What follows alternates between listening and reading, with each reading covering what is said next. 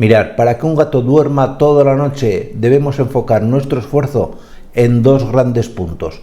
Uno, agotar al gato durante el día. Parece fácil, pero no lo es, porque además en cuanto se cansa se pone a dormir y digamos que perdemos parte de la eficacia del sistema. Y en segundo lugar, pues hablaremos de todo lo que tenemos que hacer justo antes de que nuestro gato se ponga a dormir. En el primer ámbito de trabajo, lo que debemos es excitar desde el punto de vista de su atención al gato durante el día, es decir, que no esté aburrido. Hay muchos sistemas, por ejemplo, hay personas que ponen objetos móviles en las ventanas, hay personas que ponen, por ejemplo, si tienen un jardín, un comedero de pájaros para que el animal vea diariamente cómo se acercan los pájaros y estará todo el día atento mirando a los pájaros. Puede ser también una muy buena opción introducir un segundo gato, de manera que diariamente los gatos pues tienen más tendencia a jugar y lógicamente llenar toda la casa absolutamente de juguetes. Que el gato no tenga, además, juguetes interactivos, juguetes que le provoquen su curiosidad. No es necesario que invirtáis mucho dinero, muchas veces simplemente un par de cajas de cartón suele ser el motivo más simple para que vuestro gato esté distraído durante todo el día.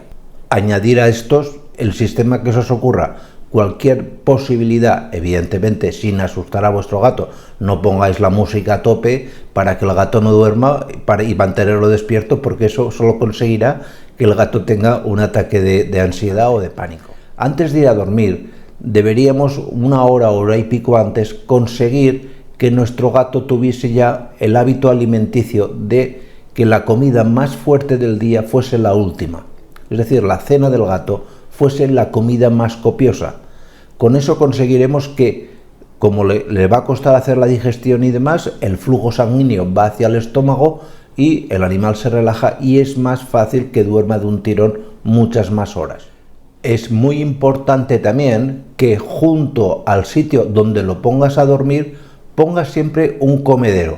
Además, ten la picardía de ponerle una comida apetitosa, no le pongas aquello de, digamos, el pienso o la croqueta, de manera que cuando se despierte a lo mejor a las 3 o las 4 de la mañana tenga justo al lado de donde duerme algo que le incite a comer.